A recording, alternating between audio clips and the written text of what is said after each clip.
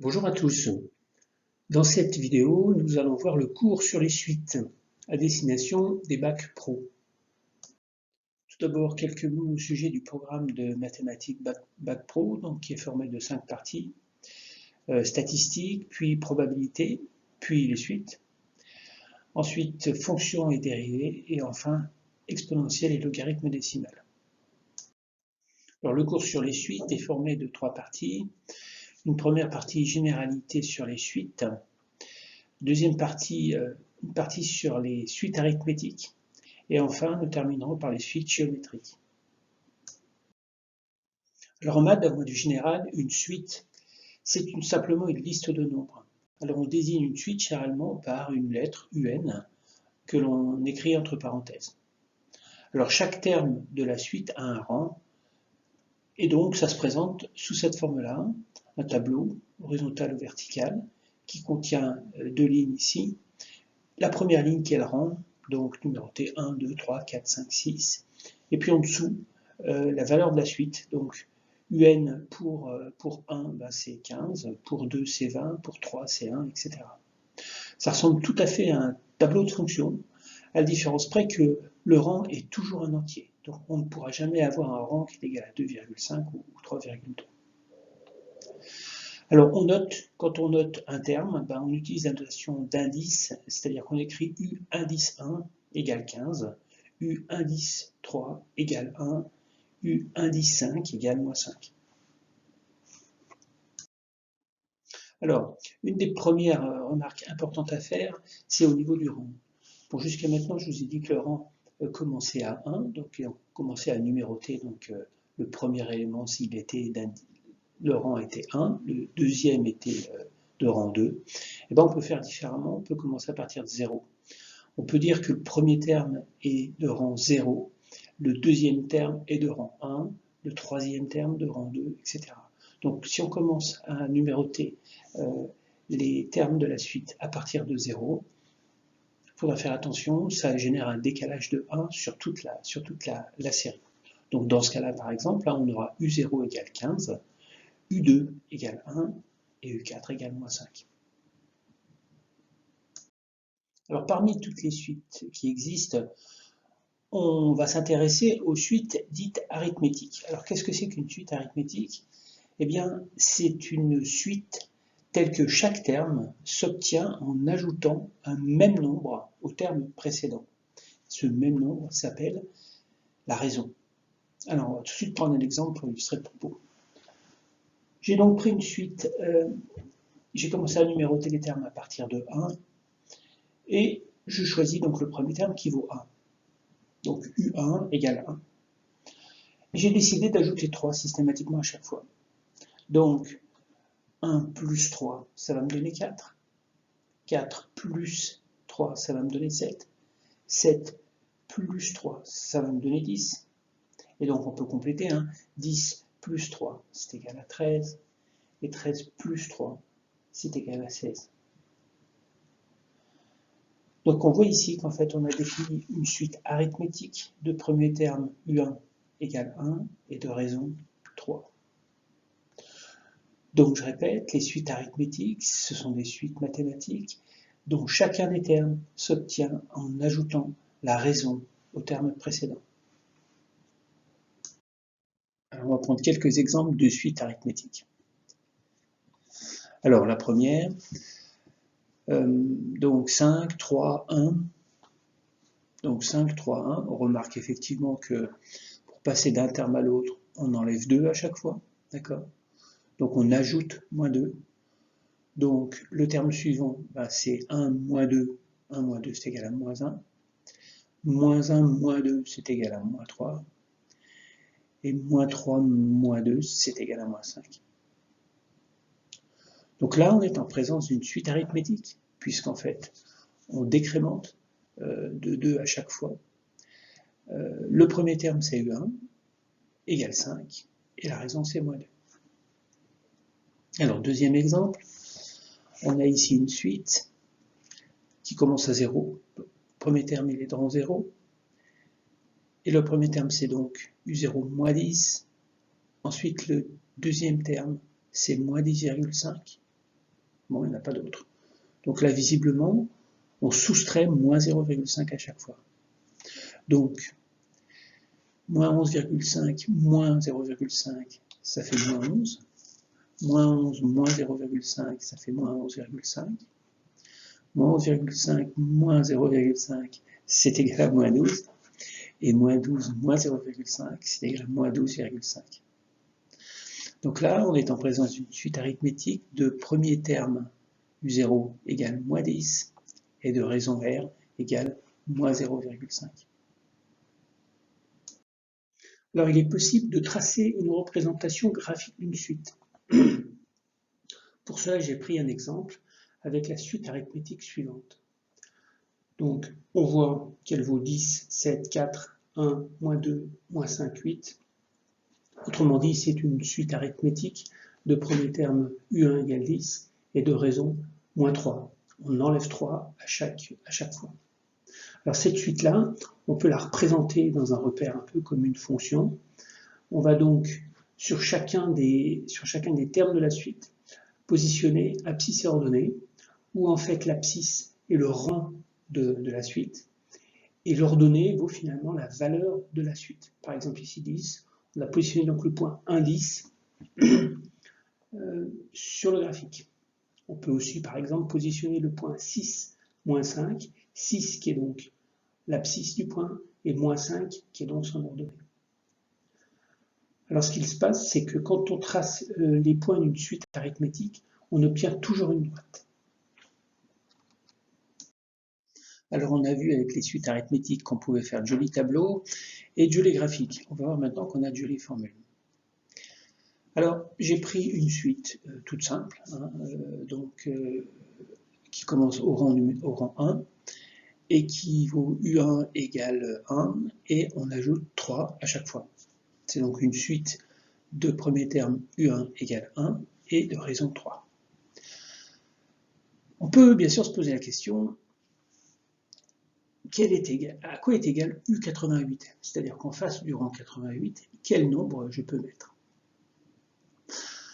Alors, on va essayer de raisonner et de trouver une formule qui permet de calculer directement U88 sans être obligé de calculer U87 qui nécessite le calcul de U86, 85, 84, etc. Autrement dit, de connaître tous les termes avant pour trouver 88. L'idée, c'est d'avoir une formule qui va nous permettre de calculer directement 88 sans autre calcul. Alors pour ça, on va commencer à raisonner en disant que U2, c'est égal à U1 plus R. Pourquoi? Parce que c'est une suite géométrique et qu'on passe d'un terme à l'autre en ajoutant R. Donc, U2 égale U1 plus R, ok. Maintenant, on se positionne à la case d'après. U3, on sait que U3, c'est égal à U2 plus R. Mais U2 plus R, c'est aussi égal, si on remplace U2 par la valeur qu'on vient de calculer, à U1 plus R plus R. Autrement dit, U1 plus 2R. On passe au terme suivant, U4. De la même façon, U4 va être égal à U3 plus R, puisqu'on est sur une suite arithmétique. Et donc, quand on remplace la valeur d'U3 par la valeur qu'on a trouvée à la ligne précédente, on retrouve U1 plus 2R plus R. Autrement dit, U1 plus 3R. On réessaye sur le rang 5. U5, de la même façon, c'est U4 plus R. C'est donc égal à U1 plus 3R plus R. Autrement dit, U5 égale U1 plus 4R. Alors en fait, qu'est-ce qu'on remarque? On remarque finalement que l'indice du U, là, U5 par exemple, c'est égal à U1 plus 4R. Autrement dit, on a un décalage ici de 1 entre l'indice du U et le terme qui multiplie R. Et ce décalage, il se maintient sur toutes les égalités. Donc l'idée qu'on va faire, c'est qu'on va généraliser finalement ça. C'est-à-dire qu'on va simplement écrire que UN égale U1 plus N moins 1 fois R. De cette façon, on aura conservé finalement le décalage de 1 qui existe entre l'indice du U et le coefficient multiplicateur de R. Bon, alors on a une formule, on va voir si elle marche. Donc on va essayer de remplacer finalement N par 88 pour calculer U88. Là je remplace N par 88, ça me donne U88 égale U1 plus n qui vaut 88, n moins 1, donc 88 moins 1 multiplié par 3. Alors, U1, on a dit que c'était 1, donc ça fait 1 plus 87 fois 3. Et on trouve 262. Et c'est bien le bon résultat. Vous pouvez, si vous voulez, utiliser Excel pour vous en persuader. Alors, on va reprendre le même raisonnement, mais avec la suite numérotée à partir de 0. Donc, vous vous rappelez, tout à l'heure, on avait une suite qui était une suite premier terme 1 de raison 3. Donc, on a repris cette suite-là, sauf que là, on a numéroté maintenant à partir de 0 et pas à partir de 1. D'accord? Et on cherche maintenant le terme 87 à la place du terme 88 de tout à l'heure, parce que tout a été décalé de 1. Alors, on reprend le même résultat, je ne vais pas trop détailler, mais donc on a donc U1 qui est égal à U0 plus R, de la même façon, puisqu'on est sur une suite arithmétique. Et donc, on va calculer maintenant U2, U2 c'est U1 plus R, on remplace U1 par la valeur qu'on vient de trouver, U0 plus R, donc on a U0 plus 2R. Par le même résultat, on obtient U3 égale U0 plus 3R, U4 égale U0 plus 4R, et donc on reprend le même résultat et on remarque que c'est que cette fois, on a égalité entre l'indice du U et le coefficient multiplicateur du R. D'accord? Et donc ça nous permet de généraliser une nouvelle formule, UN égale U0 plus N fois R. Alors voyons voir si ça marche. Donc U87, on cherche donc U87, donc on remplace U87 égale U0 plus 87 fois 3, n fois 3, puisque n vaut 87. Donc ce qui fait exactement le même calcul que tout à l'heure, U87 égale 1 plus 87 fois 3 égale 262. Donc on trouve que quand on a une suite qui commence à 0, on peut utiliser cette formule. UN égale U0 plus NR. Alors, deuxième série de formules, on va maintenant s'intéresser à la somme des n premiers termes d'une suite arithmétique. Donc là, on a une suite arithmétique de premier terme U1 égale moins 1. Visiblement, on ajoute 5 entre chaque terme. Moins 1 plus 5, c'est égal à 4. 4 plus 5, c'est égal à 9. 5 plus 9 plus 5 égale 14, etc. Et donc, on aimerait calculer la somme de tous les termes UN, c'est-à-dire moins 1, plus 4, plus 9, plus 14, plus 19, plus 24, plus 29, plus 34.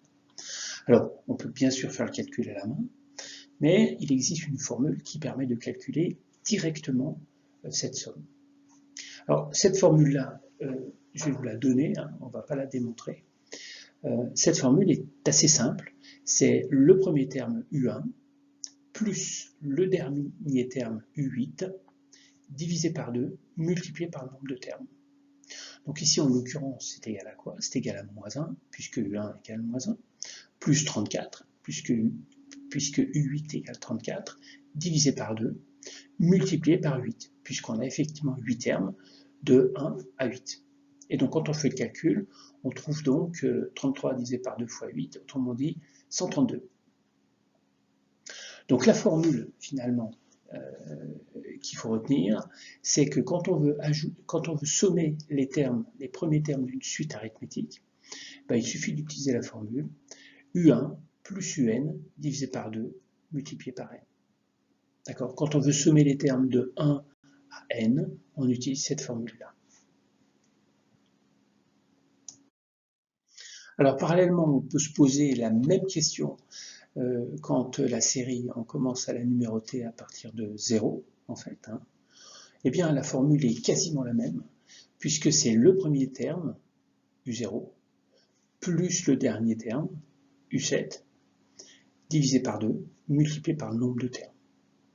Donc ici, on retombe finalement sur exactement les mêmes calculs, moins 1 multiplié plus 34, divisé par 2, multiplié par 8, puisqu'on a 8 termes. Et ce qui fait bien sûr 132, c'est le même résultat.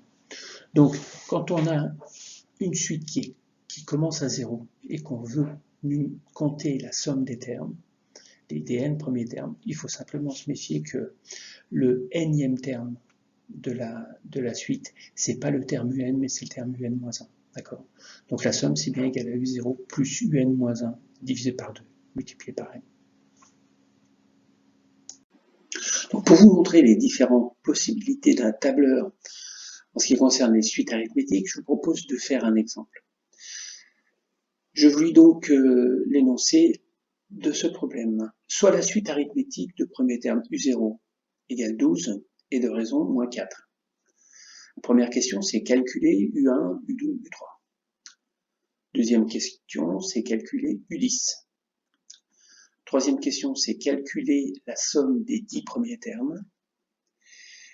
Et quatrième question, vérifier ce résultat avec la formule S égale U0 plus UN-1 divisé par 2 multiplié par N. Alors, je vous propose d'abord de commencer, mettre en place le décor en créant la colonne qui va contenir les différents rangs de la suite et la deuxième colonne qui va s'appeler UN, qui va contenir les valeurs de la suite.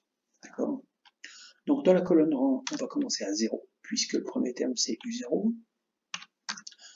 Je mets ensuite 1, et ensuite je sélectionne les deux lignes, les deux cellules, et je généralise la formule. Je tire vers le bas. Donc là, j'ai donc maintenant, dans la colonne rang, tous les nombres de 0 jusqu'à 10. Alors, ensuite, on doit mettre U0 égale 12. On va simplement mettre ici 12 dans la colonne UN et sur la ligne 0, enfin sur la ligne qui correspond au rang 0, pour signifier que U0 égale 12. Ensuite, on a donc besoin de calculer le premier terme U1. Alors, le premier terme U1, c'est toujours égal dans une suite arithmétique au terme précédent, donc ici U0, donc ici sous Excel B2, moins 4, puisque la raison vaut moins 4. Donc on va soustraire 4 à chaque fois, ou on va ajouter moins 4 à chaque fois. Donc voilà, on trouve bien 12 moins 4, ça fait bien 8, et on va donc prendre cette formule, on va la tirer vers le bas pour la généraliser. Donc là, on a répondu à la première question, à savoir calculer U1 est égal à 8, U2 est égal à 4, et U3 c'est égal à 0. Deuxième question, calculer U10, il suffit de regarder finalement quelle est la valeur de UN en face de 10, ici c'est moins 28. Donc ici U10 est égal à moins 28. Troisième question, calculer la somme des 10 premiers termes. Bon, pour faire ça, on va utiliser la fonction somme d'Excel, donc égale somme entre parenthèses, donc l'intervalle qu'on veut sommer, donc ici c'est donc, on va commencer à B2 et on va aller jusqu'à B11. Attention, les 10 premiers termes, quand on commence à 0, le dernier c'est 9, U9. D'accord? Donc on a donc la formule égale somme de B2 de point B11. Le résultat c'est moins 60. On peut peut-être écrire ça au-dessus. Et donc on va faire avec la formule maintenant.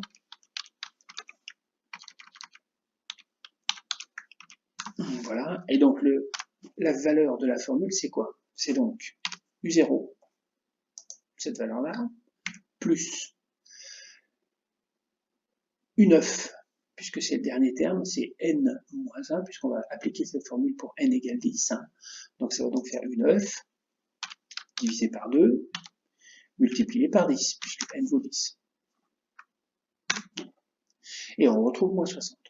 Donc on a bien démontré que dans ce cas-là, la somme des 10 premiers termes, c'est bien égal à la formule S qu'on a dans le cours. On va donc attaquer maintenant la troisième partie du cours qui traite des suites géométriques. Alors une suite est géométrique si chaque terme s'obtient en multipliant un même nombre au terme précédent. Alors on va prendre tout de suite un exemple. On va donc ici une suite, les 6 premiers termes d'une suite numérotée de 1 à 6 avec leur rang. Et on part de U1 égale 1, et on va systématiquement multiplier par 3, par exemple ici, pour passer au terme suivant. Donc le premier terme c'est 1, le deuxième c'est 3, le troisième c'est 9, ensuite c'est 27, ensuite 27 multiplié par 3 c'est égal à 80, et ensuite 80 multiplié par 3, c'est égal à 243. Donc là, en fait, on est en présence d'une suite géométrique de premier terme U1 égale 1 et de raison Q égale 3. On a l'habitude d'appeler la raison, de désigner la raison par la lettre Q pour les suites géométriques. Alors en fait, c'est tout à fait semblable à une suite arithmétique, sauf qu'au lieu d'additionner, on fait multiplication. Alors on va prendre quelques exemples de suites géométriques. La première, c'est une suite géométrique qui commence par 4, 2, 1. Donc en fait, on voit simplement qu'on divise par 2 à chaque fois. Alors, diviser par 2, ça revient à multiplier par 0,5. Donc si on fait 4 multiplié par 0,5, on obtient 2. 2 multiplié par 0,5, on obtient 1. 1 multiplié par 0,5, on obtient 0,5. 0,5 multiplié par 0,5, on obtient 0,25. Et 0,25 multiplié par 0,5 égale 0,125. Donc là, on voit qu'on est en présence d'une suite géométrique de premier terme U1 égale 4 et de raison Q égale 0,5.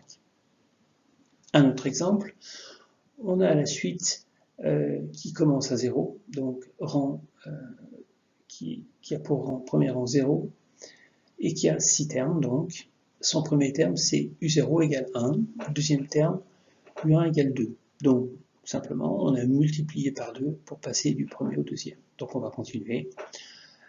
On passe de 2 à 4 en multipliant par 2. 4 multiplié par 2, c'est égal à 8. 8 multiplié par 2, c'est égal à 16. 16 multiplié par 2, c'est égal à 32.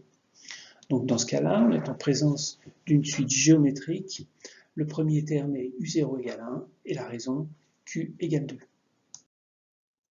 Alors on va voir qu'il est possible, comme dans le cas d'une suite arithmétique, de faire la représentation graphique d'une suite géométrique. Donc pour cela, j'ai pris un exemple simple, une suite géométrique de premier terme 1 et de raison Q égale 3. Donc on a donc les termes de la suite 1, 3, 9, 27, 81, 243, etc. Alors quand on trace cette représentation graphique, un peu comme une fonction finalement, eh bien, ici, c'est les points bleus, bien sûr, qui représentent les différents points de la suite. Et bien, on voit que de la même façon, on peut donc tracer les points de la suite en prenant pour le rang l'abscisse et pour la valeur de la série son ordonnée. Par exemple, le point 6, 243 est positionné ici en x égale 6 et en ordonnée 243. Idem pour le point 8, 2187. En haut du graphique.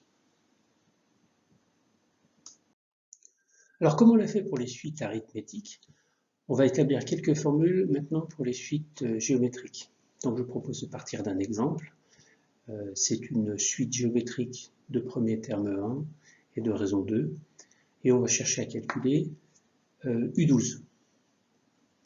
Alors, pour cela, on va partir de la formule de base qui indique que U2, c'est égal à U1 multiplié par Q, puisqu'on est dans une suite géométrique de raison Q. On va donc établir aussi que U3, c'est égal à U2 multiplié par Q. Et si on remplace U2 par la formule qu'on vient de trouver au-dessus, on tombe sur U3 égale U1 multiplié par Q au carré, puisque Q multiplié par Q, c'est égal à Q au carré.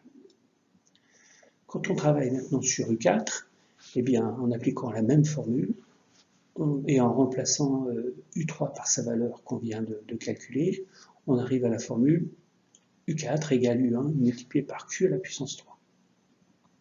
Et on refait ce même calcul pour U5, et on obtient donc U5 égale U4 multiplié par Q, ce qui est égal à U1 multiplié par Q à la puissance 3, le tout multiplié par Q, ce qui est finalement égal à U1 multiplié par Q à la puissance 4. Alors, comme dans le cas des suites arithmétiques, on remarque un décalage entre l'indice du U, ici 5, et la puissance à laquelle est élevé Q, ici 4. Donc, il y a un décalage de 1 qui se répète sur toutes les lignes. Donc, on peut facilement généraliser cette formule en écrivant que UN est égal à U1 multiplié par Q à la puissance n-1. Alors, on va voir si ça fonctionne. Dans le cas dans le cas de 12. Alors, donc si on applique cette formule, ça va donc nous donner, on va donc appliquer la formule pour n égale 12. Donc U12 est égal à U1 multiplié par Q, donc 2, puisqu'on a dit que c'était une suite géométrique de raison 2. Donc 2 à la puissance 12 moins 1. Donc ce qui est égal finalement à 1, puisque U1 vaut 1, multiplié par 2 à la puissance 11, ce qui est égal à 2048.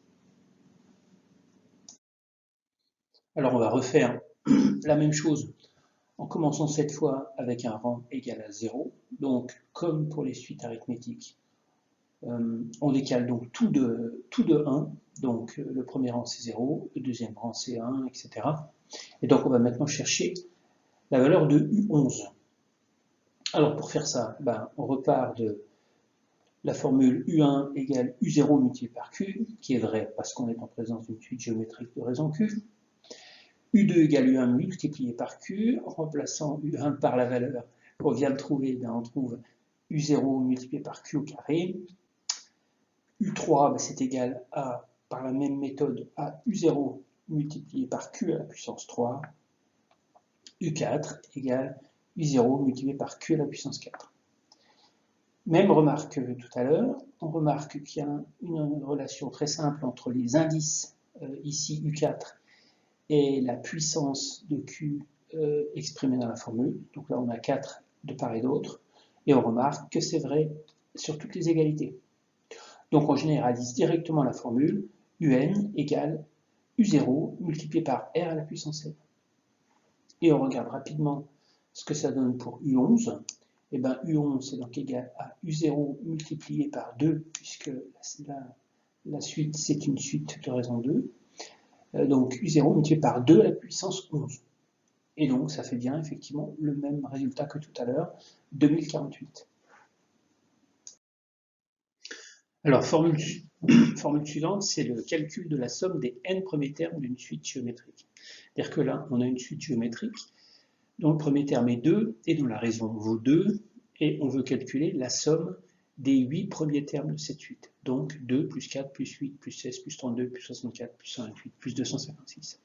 Alors, on a une formule qui permet de faire ça. C'est S égale U1 multiplié par Q à la puissance n moins 1 divisé par Q moins 1, où n majuscule est le nombre de termes à additionner. Alors si on applique cette formule, dans ce cas-là, qu'est-ce qui se passe?